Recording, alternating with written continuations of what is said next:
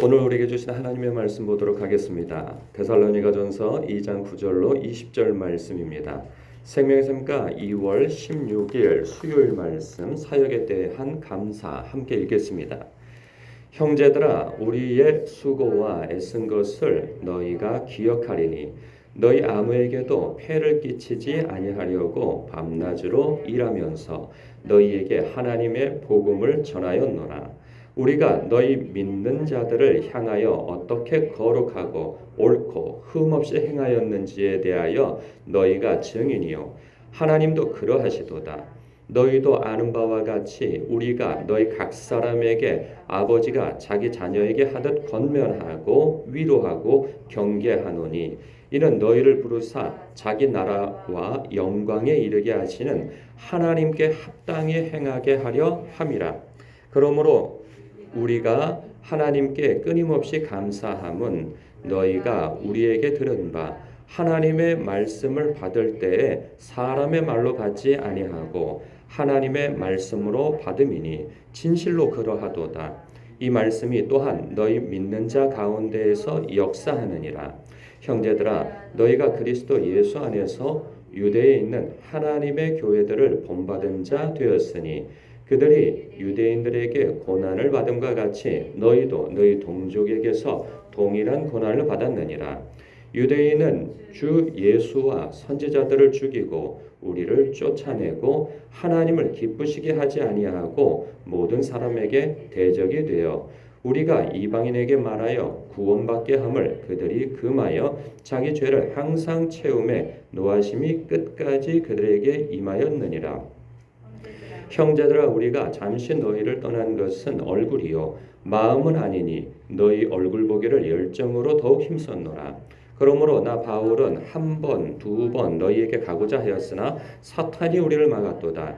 우리의 소망이나 기쁨이나 자랑의 면류관이 무엇이냐? 그가 강림하실 때 우리 주 예수 앞에 너희가 아니냐? 너희는 우리의 영광이요 기쁨이니라. 아멘. 바울 사도는요 데살로니가에 있을 때 그들을 위하여 여러 수고와 고생한 것에 대한 이야기를 지금 하고 있습니다.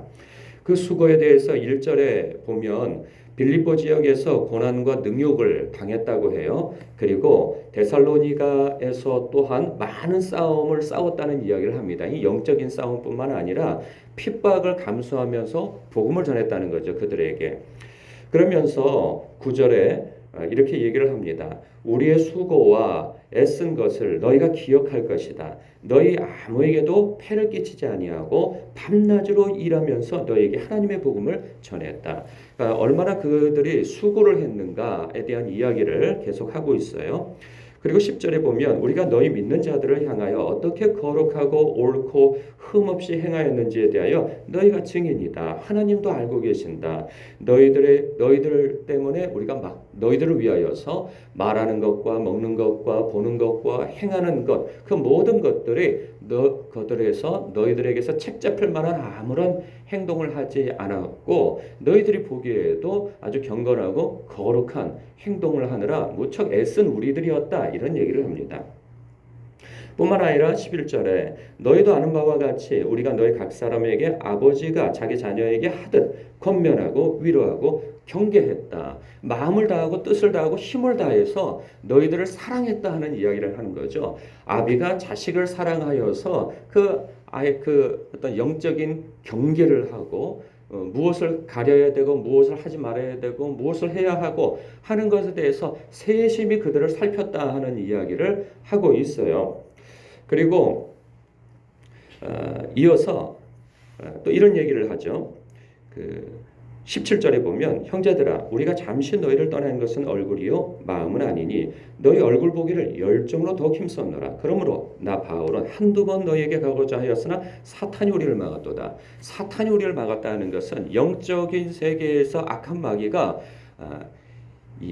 거기서 박해를 당해서 떠나온 상태에서 다시 되돌아가야 함에도 불구하고 가지 못하는 상황에 있는 거죠. 왜냐하면 많은 유대인들이 그 사도 바울 일행을 향하여서 로마의 황제 외에 또 다른 황제가 있다고 또 다른 왕이 있다고 가르치는 자들이다 하여서 정치적 모함을 하여서 그 지역에 다시 발붙이지 못하도록 그렇게 이렇게 흉계를 꾸몄다는 것이죠. 그런 것 때문에 그들에게 가고 싶지만 가지 못하는 그런 상황이 되어져서 너무 안타깝다는 거예요.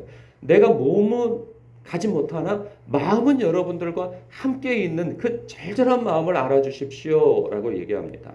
그러면 여기서 보면 사도 바울은 여러 가지 싸움과 수고와 애씀과 눈물 어린 사랑과 이러한 것들을 뭐 그들과 피가 섞이기를 했습니까? 뭐 실제로 자기 자녀이기를 합니까?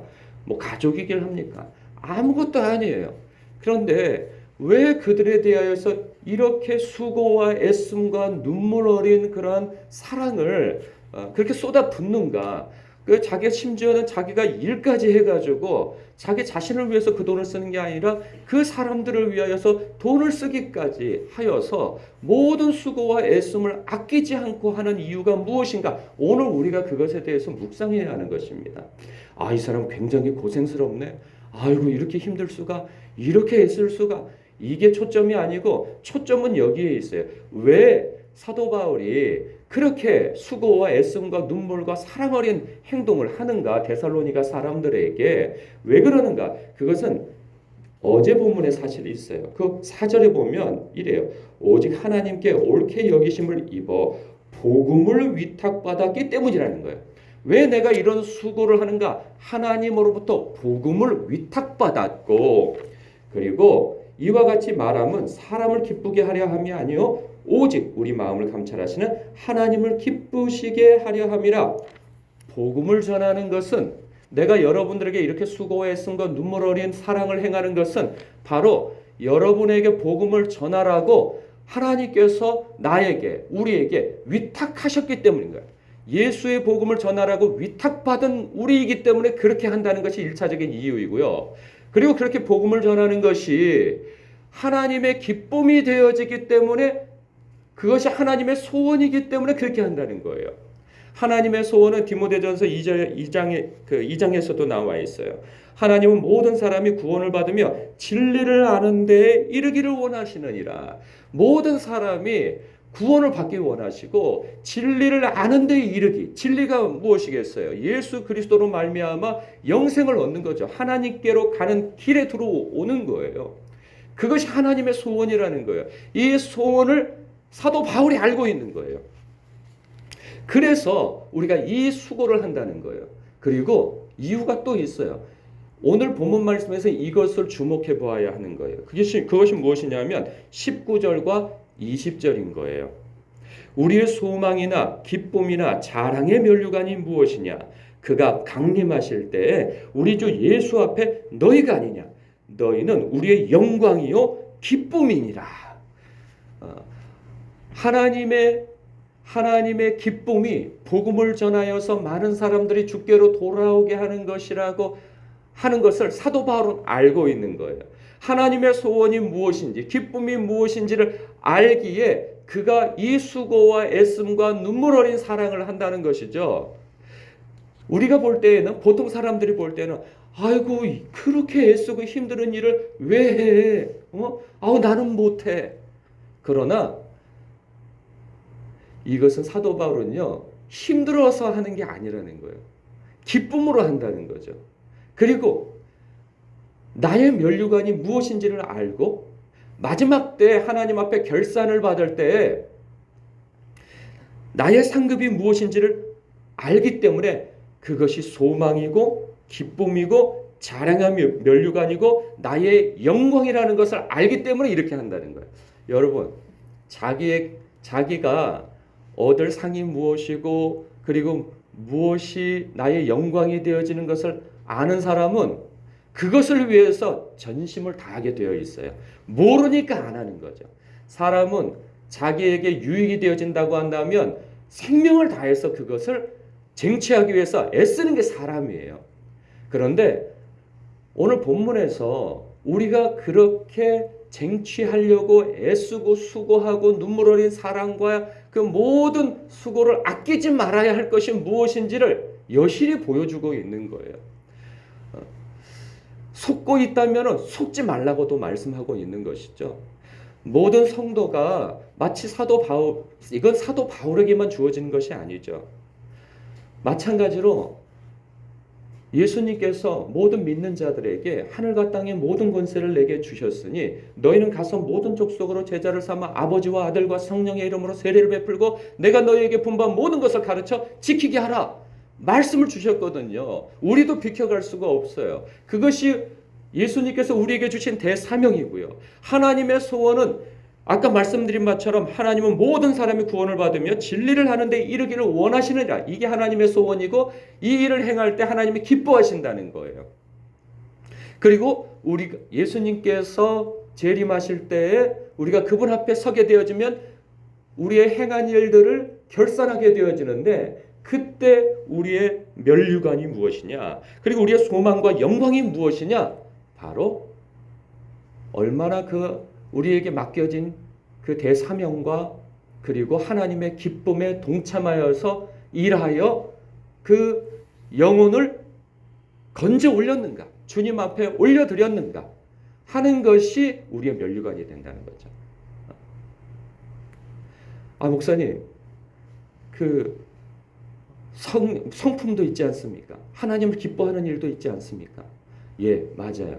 그러나 그 모든 것들은 다 이 일을 위해서 존재하는 것이고 그리고 영혼을 구원하는데 수고하고 애쓰는 가운데 성령의 9가지 열매도 갖는 것이고 그리고 깊은 기도도 경험하게 되어지는 것이고 여러분 기도하지 않고 영혼을 구원할 수 있습니까? 전도할 수 있습니까? 못해요. 그리고 열매를 얻을 수 있습니까? 못합니다. 나의 열심과 수고와 애씀만으로는 어떤 영혼도 주님께로 인도할 수가 없어요. 그렇기 때문에 우리는 그 일을 위해서 기도하다 보면 주님의 음성을 듣는 것이고 주님을 경험하게 되어지는 것이고 깊은 기도도 경험하게 되어지는 것이죠. 그리고 그 가운데에서 하나님이 나를 이렇게 사랑하시는구나 하는 것을 깨닫고 다른 영혼도 사랑할 수 있게 되어지는 것이죠. 그 모든 것이 다 영혼 구원과 관련이 되어져 있어요. 이 말씀을 보면서 그런 생각을 가져요. 저 개인적으로도 목사로서 그가 강림하실 때 우리 주 예수 그리스도 앞에 너희가 아니냐라고 하는 그 말을 나는 할 수 있겠는가 지금 못하겠어요. 그렇게 저의 열매가 없어요. 저의 열매가 없어 저는 이렇게 목회를 해서는 안 되겠구나 하는 생각을 더 많이 갖게 되어집니다. 그래서 저는 제 삶에 있어서 앞으로의 목적과 비전과 목회를 해나가는 방향도 바로 이것입니다. 그가 강림하실 때 우리 주 예수 앞에 여러분이 아닙니까? 라고 말할 수 있는 목회를 해야 되겠다. 그리고 성도들 또한 마찬가지로 이 동일한 고백, 예수 그리스도께서 강림하실 때 우리 주 예수 앞에 바로 네가 아니냐라고 말할 수 있는 성도들을 키워내야 되겠다. 그렇게 성도들을 가르쳐야 되겠다. 교회를 그렇게 체질화해야 되겠다 하는 마음을 더욱 갖게 되어집니다. 여러분, 우리가 하나님의 소원 그리고 우리에게 주어진 그러한 당부, 하나님의 기쁘신 일을 비켜놓고 다른 기쁜 일을 열심히 한다면 우리는 열심히 살아가고 열심히 기도하고 열심히 신앙생활 함에도 헛다리 짚을 수 있다는 거예요. 마지막 때 주님 앞에 결산할 때 아무런 열매도 올려드리지 못하고 그냥 자기의 삶만 전전긍긍하다가 주님 앞에 아무런 열매 없이 서는 그런 부끄러운 모습일 수 있다는 거죠. 저는 결코 이런 목회를 하면 안 되겠다 하는 마음을 오늘 말씀을 묵상하면서도 더욱 갖게 되어집니다. 여러분 이 말씀을 여러분도 깊이 묵상하시길 바랍니다. 하나님이 기뻐하시는 일이 이거고 하나님께서 우리에게 요구하시는 바도 이거고 그리고 마지막 때에 주님 앞에 결산할 때 주님 앞에 내놓을 것도 바로 이것이다 라고 생각한다면 여러분 결단코 우리는 다른 것에 전전긍긍하면서 살 여유가 없다는 사실입니다. 이 말씀을 여러분 개인적으로 깊이 묵상하시길 주님의 이름으로 축복합니다. 기도하겠습니다.